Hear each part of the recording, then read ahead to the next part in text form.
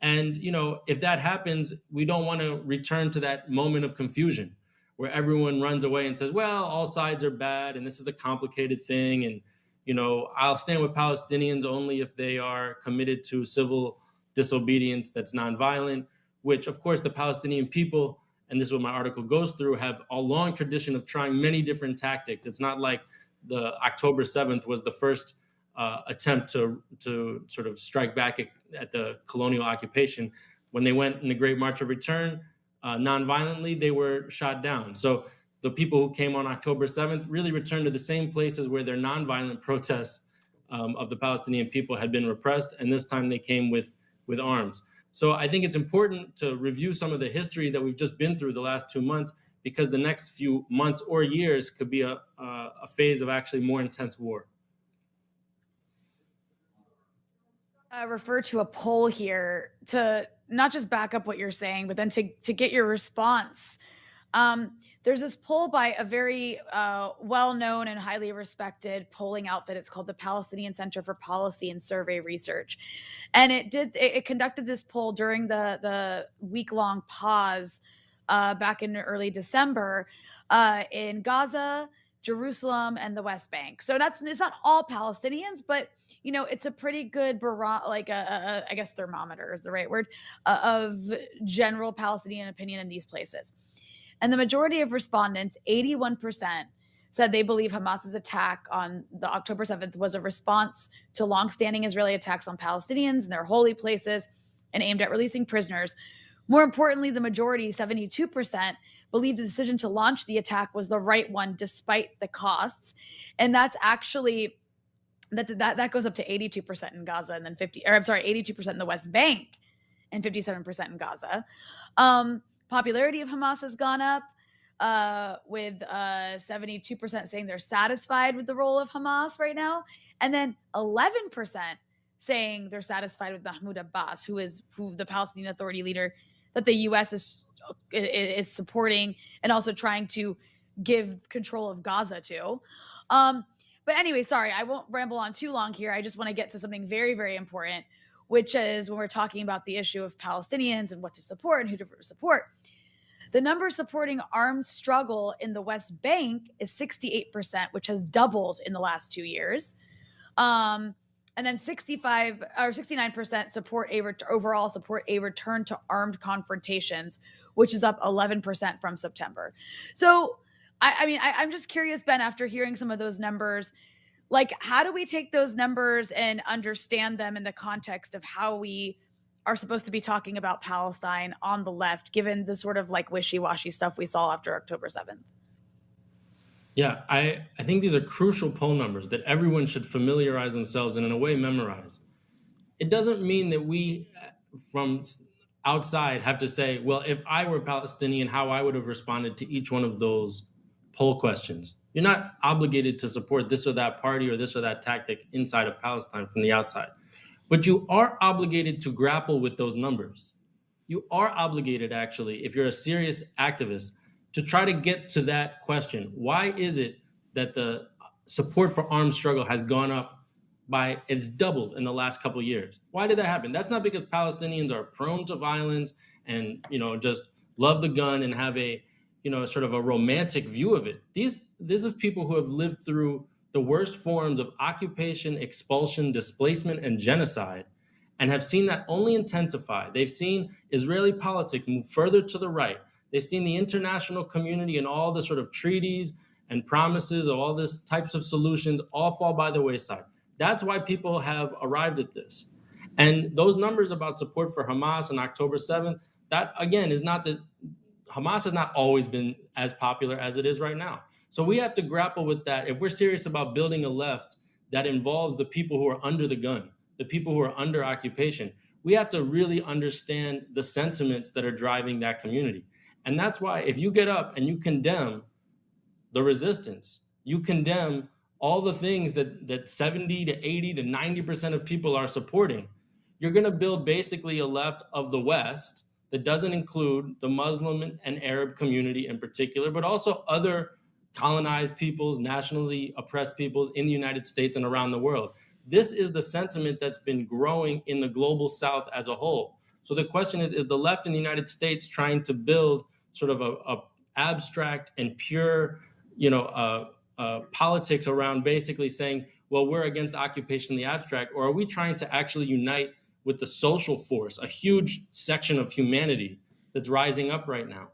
And of course, some people say, well, you can't build respectability if you in the United States or Western politics if you speak like this. But the question is always respectability among whom? I'm for being respectable. I want our politics to be respected.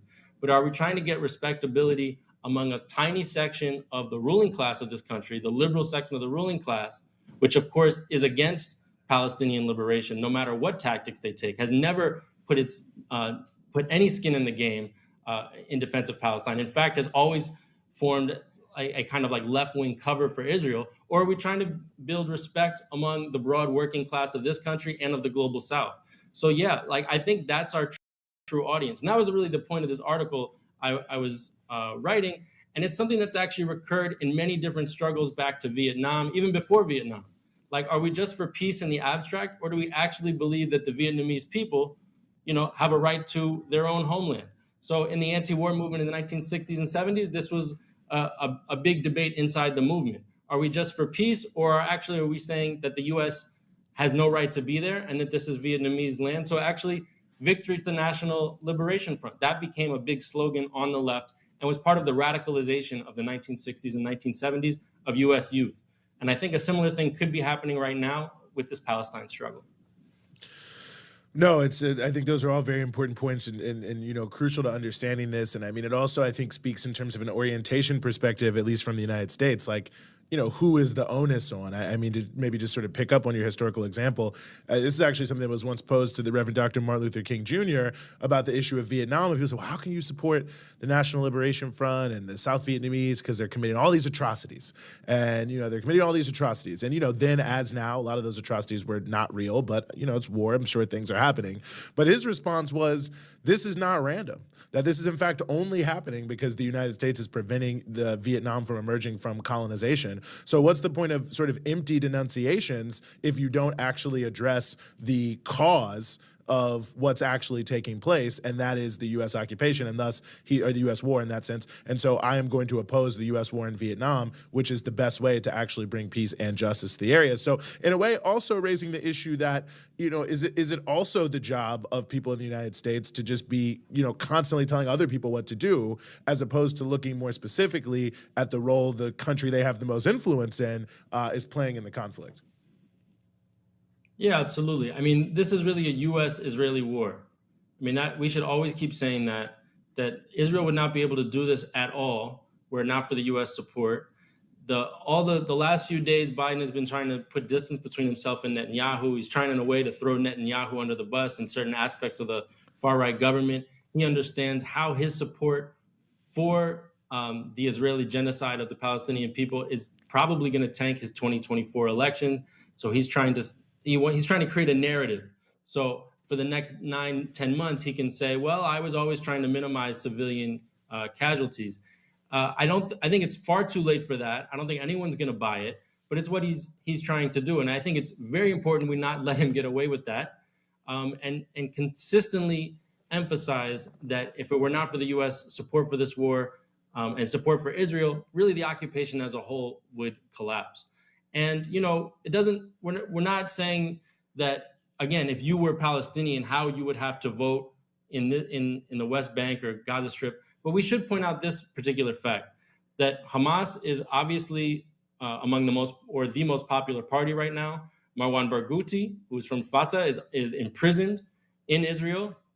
He actually is the most prominent and most popular political figure in Palestine. The Palestinian factions across the ideological spectrum have been trying to reform a national front. That's what's different from the Vietnam era, where you had the National Liberation Front, which obviously represented all the national liberation forces.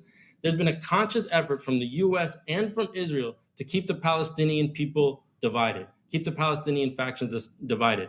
And is it our place in the United States to pick and choose which Palestinian group is valid? Which one is credible? Which one needs to leave the country? That's the new thing. How are we going to get Hamas to leave Gaza? How is that the U.S.'s role? I mean, that's worse than the world policeman. You're actually going to try to displace the most popular party in a area and try to make it leave the whole country. I mean, what gives the U.S. the right to do that? Imagine if another country were to say, well, given the threat that Joe Biden has posed to the whole world, or Donald Trump or Barack Obama has posed, we actually think the Democratic Party would have to has to relocate its entire leadership to a different country. I mean, when you actually put the shoe on the other foot, the absurdity becomes so clear. But this is the kind of anti-imperialist consciousness that we need to be hammering away at right now. People are open to it. People are fed up. People are tired with Biden and Trump together. If there was ever a time to build independent, left-wing, socialist, anti-imperialist politics, now's the time. Ben, I want to ask you, you mentioned before other players in the region, and there's a very real chance, though it's still less likely it could happen, that this war could spread further. I mean, it is involving, right now there's so many fronts. The main front is obviously Gaza, Palestine. That's like where the primary problem is, the primary fighting is. But you also have Lebanon, you also have Yemen, you also have the Iraqis. This is a regional issue because Israel is a problem for the region. So going back to your original point, I guess what I'm trying to ask here is how would you, I guess I'm a bit worried. Being in Lebanon, I'm a bit worried. Like, if the front in Lebanon explodes and it opens across the country, okay, it's not Palestine anymore. It's not Hamas anymore. Now you have Hezbollah. Is it going to be denunciations of Hezbollah and condemning Lebanon? What about Yemen? You know what I mean? Like, it's like none of these groups, I think everything you're saying applies to these groups, but I just like to get your perspective on how the response should be as this war escalates and spreads and has all these different fronts. Yeah, it's a good question. I think that there would be a lot of confusion in the US and Western left generally among certain elements of it. And by this, I really mean, again, sort of the liberal, I feel uneasy about even sometimes calling them left. It's really people who sort of take their lead from the liberal section of the ruling class. And so they're only willing to go basically as far as they're willing to go. We've seen this over and over. In the US, I was an organizer with the Answer Coalition against the US invasion of Iraq. And there was a section of the peace movement that wanted to just say, US out of Iraq, which was good. We agreed with that. That was our main slogan. But should we bring the Palestinian issue into this? And even though the activists themselves said, well, we support Palestine, the main thing is in Congress, up on Capitol Hill, no one's for Palestine. So if we bring up Palestine, we're going to lose some anti-war voices in Congress, and that's the most important thing. So again, they were orienting in that direction. So I think if the war were to expand even further, you'd have a lot of arguments using the same logic, where people would say, well, we're for peace. Yes, we would obviously be for peace too, peace in the Middle East. But we wouldn't join, our section of the movement would not join in the demonization of any of the countries or parties or movements that you mentioned. Because again, what they represent are authentic. They're not the only authentic, but they are an authentic representation of the political will of the people of those countries. And in this context, against Israel would really mean against US imperialism. So this would be, in fact, a wider national liberation struggle. And it wouldn't be sufficient to just say you're for peace, because peace on whose terms? Like, we always say it, we want peace with justice. And I think the big threat with this, the reason why they don't want this war to expand, is because it will utterly expose which governments and which regimes and states in the region are fully in the tank with the US and which ones are representing the will of the people. Because obviously the will of the people across the Arab world, the Middle East, West Asia, is with the Palestinian people. Hundreds of millions of people have no confusion about that. So if there were a wider war, I think, as you can see already, the support for Yemen goes way up because of what they've been doing. Whether or not you like it in the United States, if you're an activist, you have to know that tens of millions of people are cheering Yemen when they say they're going to have a military blockade of Israeli ships, right? And so again, it will pose the question even more sharply if there's a sort of a larger U.S.-Israeli Western war against what they're calling, what could be called the resistance axis. We can't be neutral in that. We have to say that one side represents basically the colonized people trying to overthrow now centuries of colonization and national oppression, and it would be to the advantage of justice around the whole world for U.S. imperialism to actually lose the war in the Middle East, for all U.S. troops to leave the Middle East, all the U.S. bases in the Middle East to be closed down. And we could take all those trillions of dollars that have been spent on pointless, needless wars that the peoples of those regions will never accept, and we can use that for infrastructure, for jobs, for education, for housing. Here in New York, we had a building collapse just a few days ago because the infrastructure is crumbling. So we have a whole country and a whole economy that's geared towards a war economy. It can be geared towards a peace economy. So we're going to have many different slogans if the war expands, but a key one, of course, will be we need money for jobs and education, not for war and occupation. Very succinct, very well put. Dr. Ben Becker, editor-in-chief of Breakthrough News. Pretty good outlet, if you ask me. Thank you so much, as always, for some of your time here on the Freedom Side. Thanks so much. Great show. The world is at a major inflection point. But if you're following the mainstream media, you'll only find 30-second sound bites that are surface deep. For in-depth discussion, analysis, and on-the-ground reports, turn to Dispatches.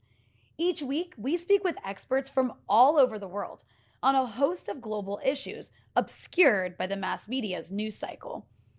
Tune into our interviews to learn about the pressing stories of today.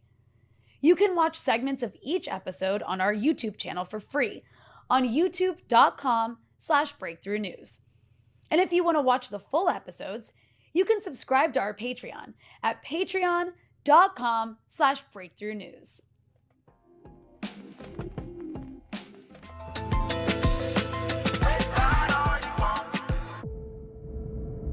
We are going to move the show forward here. As always, we are very honored to be joined for this next segment by Vijay Prashad, who, among many other superlatives, is the executive director of the indispensable Tricontinental Institute. Vijay, thank you so much for being back with us. And nice to be with you. Thanks a lot. Well, I want to get to some of your thoughts about some of the things happening in Palestine, but I want to start in a different place. You've got the United States and the European Union trying to tee up $110 billion for Ukraine here at the end of the year, a little Christmas gift from Mr. Zelensky. They may not succeed, but in the face of almost every single person, even many people who are pro-Ukraine, saying the war is completely stalled and Ukraine can never win.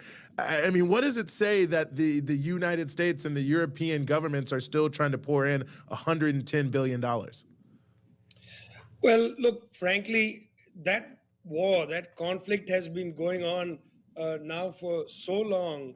And with all the money and ammunition provided by the West to Ukraine, Ukraine has not been able to make advances into the Donbass region. It hasn't been able to push Russian forces back from the Crimea back to Russian borders. I mean, the fact of the matter is Russian troops entered that region to create a land bridge to Crimea. Russian forces entered that region to conduct some sort of political unification with the Donbass. That's about all that the Russians seem to be interested in. There wasn't really an interest in bombing Kiev. Mr. Zelensky went to the Argentinian president's inauguration. He then came to Washington, met not only Mr. Biden and congressional figures, but he also spent an afternoon hanging out with arms company executives. Well, how did Mr. Zelensky get to these places? He flew out of Kiev airport. And that is not an insignificant thing to say because, the way in which, for instance, the United States conducted its wars in Libya, in Afghanistan, Iraq, first thing you do is take out all the airports. Russians haven't done that. That's because it seems to me that it's not in their interest to conduct a war that is about annexing all of Ukraine. They had limited war aims. And in fact, if you judge them by their war aims, which is to hold the Donbass, hold the land bridge through Mariupol to Crimea, the Ukrainians haven't been able to push them out from that territory. In that sense, Russia has really got what it wanted and is not being ejected from there. So this is a strategic defeat for the Ukrainians. And that's the reason why many people around the world are saying, look, there needs to be a peace agreement. Forget the US Republican Party. That's just one phalanx of the right wing in the United States. Their hesitation about funding Ukraine has got to do with their own narrow political fantasy about building a giant wall on the US Mexico border. They're not serious people. I don't take them seriously. More serious is the opposition growing in Europe, where there seems to be great sense of even dismay at the continuation of that war, which is why the European Union is expediting Ukraine's entry into the EU. They were even willing to pay the Hungarian government led by Viktor Orban what should effectively be called a bribe, so that Hungary no longer blackballs the ability of Ukraine from entering the European Union. Now with Donald Tusk back in power in Poland, there's another pro-Western guy in Eastern Europe. So Ukraine, I think, being brought into the European Union is not so much about the European Union and Ukraine.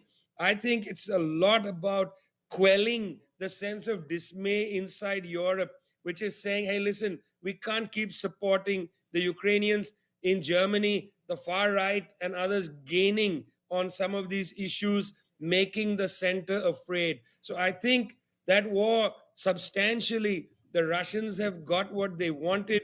They are not being pushed back. A peace deal, I suppose, would be in order, but the West is never going to allow it because, as Lloyd Austin said in Kiev, the point of Western support for this is not to save the Ukrainians, it's to weaken Russia. It's just not happened. Well, you're always talking about, Vijay, the battle of ideas. And in a post-October 7 world where there seems to be a reshuffle of what's important, where the US wants to be, where certain, before it was all Ukraine, Ukraine, Ukraine. And then West Africa was, on fire in a good way. And then you had, I don't even know what else happened this year. But now it's like, it's just been Gaza, Gaza, Gaza, Gaza, Gaza. And the world kind of like looking at the world through the lens of Gaza. And so I'm curious, in a post-October 7 world where the US is trying to support Israel's genocide in Gaza while also still sending weapons to Ukraine, while also trying to maintain its great power competition with China, and also trying to maintain control of Latin America, maintain control of Africa, it just seems so overstretched. And Israel is like basically showing the world exactly what it's always been. Where are we at in the battle of ideas? Well, let's go back to the question of Israel just to sharpen the point a little bit. It's very clear. Everybody now knows 18,000 civilians killed.